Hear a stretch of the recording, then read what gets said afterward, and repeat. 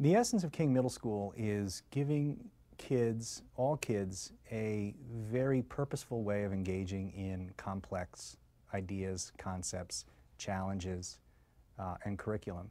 It's about taking curriculum which is often so dry, it's about taking it and finding how that actually fits into the context of the real world, giving kids opportunities to work with people who actually work in real disciplines in the world, not just academic disciplines, but work in applied science or in applied art or in applied design, and creating a context in which they can explore that while they build both meaningful skill sets and they develop accurate comprehension of curriculum, but they're doing it all within the context of real work.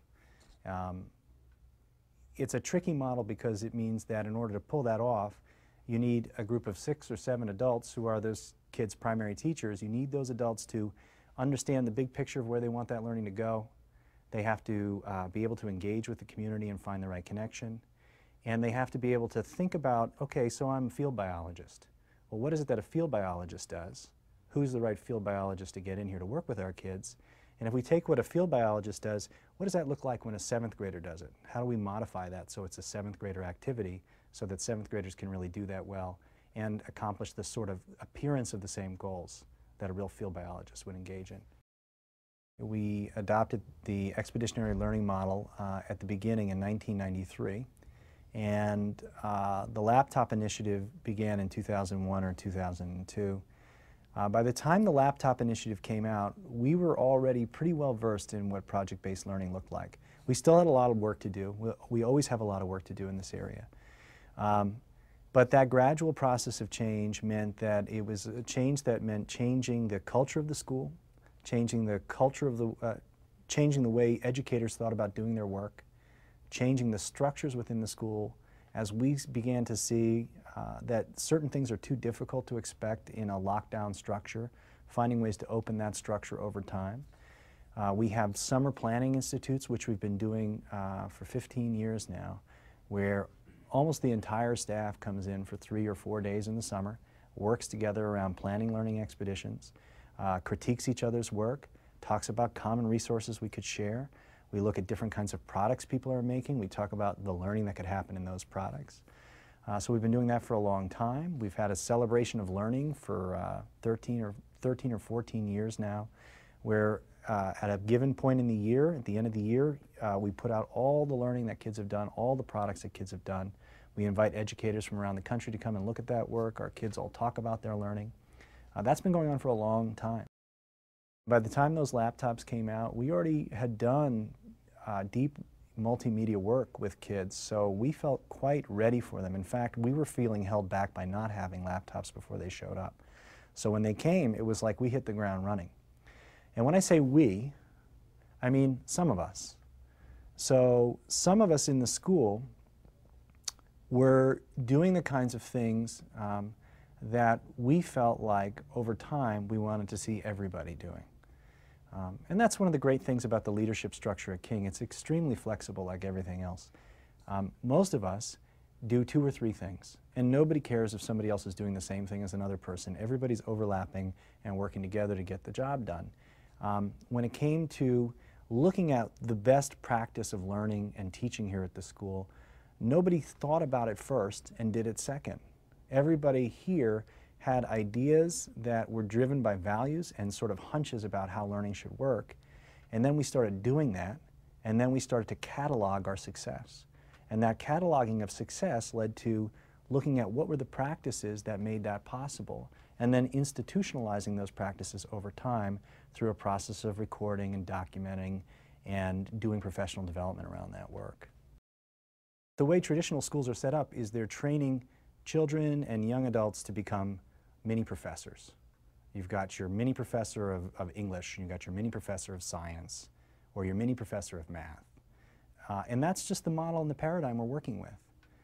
But that paradigm doesn't really suit the needs of kids or the world anymore today. So one problem that we're facing is that most schools don't even realize that they're working from within a modeled framework that doesn't really make sense anymore. Then we look out and we think about, well, what's an alternative model? And we think, well, we'd like it to be more like the real world. And a lot of schools have said, we'd really like our school to be more like the real world, but they break down around structures that would support that within the school. What it takes in a lot of schools is a kind of heroic effort by a few people to pull off these complex learning experiences for kids. And we found here that heroic effort is great once in a while, but it's a burnout. So unless you find a way to support that within the structure of the school itself, you're going to burn out trying to turn your school into something that's really meaningful for kids.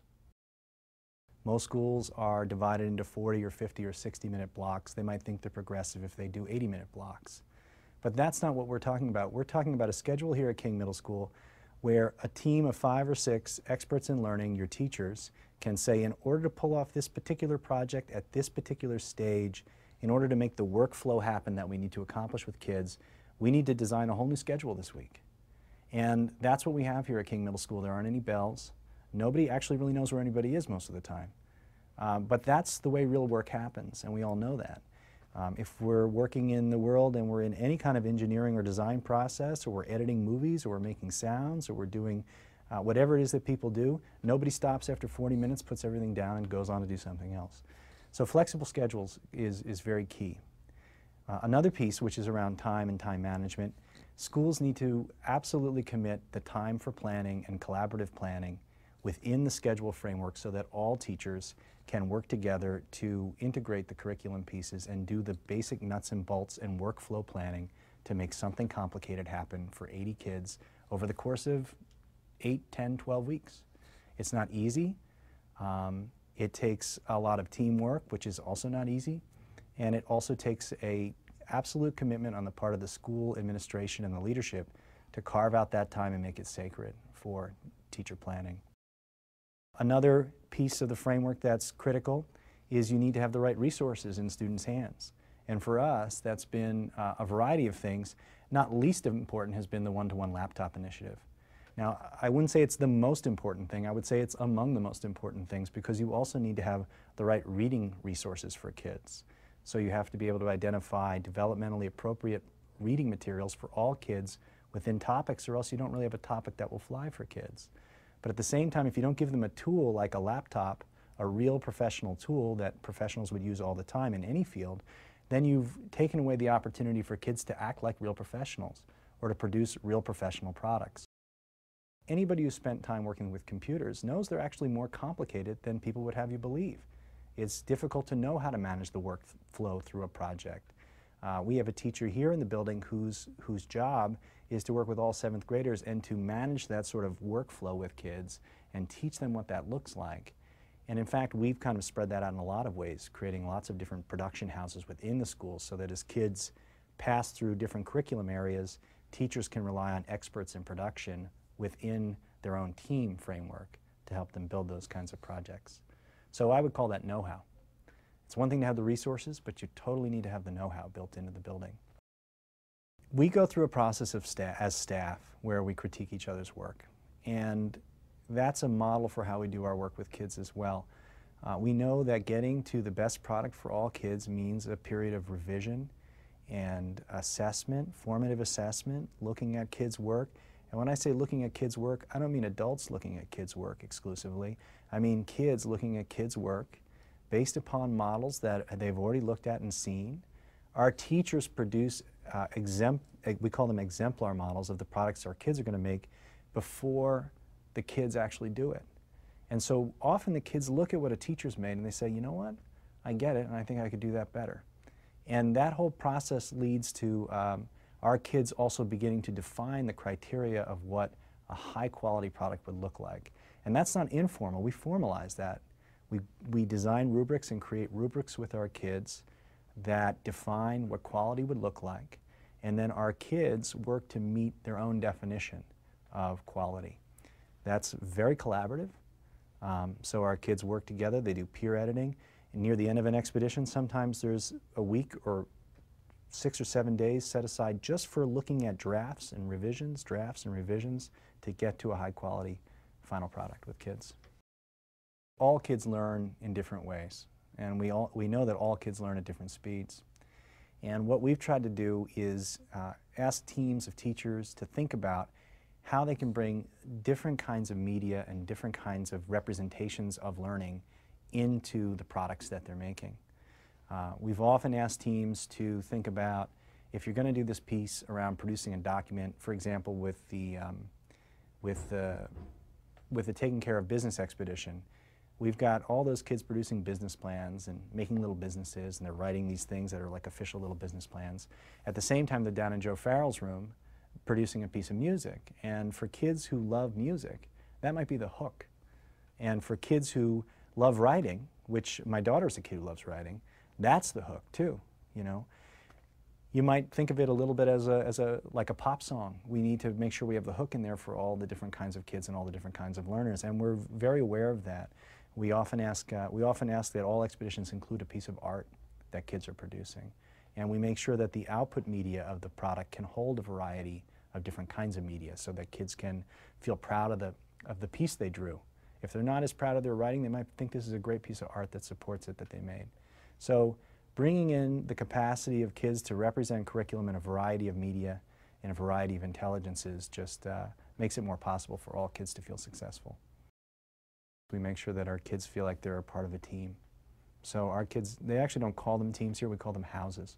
And our kids have the same houses for 2 years in a row. The same teachers, we do looping. And there's a strong commitment that every child will be known by at least one significant adult in the school. So we have crews, and the crew is only about 8 to 12 kids big. And that 8 to 12 kid group meets once a week with their crew leader, who's one of the faculty. It's not necessarily their teacher.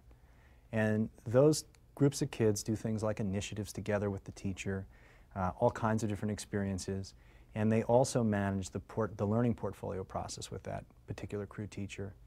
And then we have teams that are just totally committed to kids treating each other respectfully. Our kids go out and do community service. Lots of our teams, whether it's expedition time or not, do volunteer work in the community. We take our 7th graders, our whole 7th grade goes out camping for 3 days. And it's all based around teamwork, communication. We have a ropes course in our gym. We're very happy to have competitive experiences for our kids, but we also try to balance that with collaboration and compassion and care for our kids. We teach those things explicitly. And I think when you come into King, I think everybody says this, the place does just have a really good vibe. It feels really good. It's not cliquey. Kids all get along with one another. And it's remarkable. For more information about what works in public education, go to edutopia.org.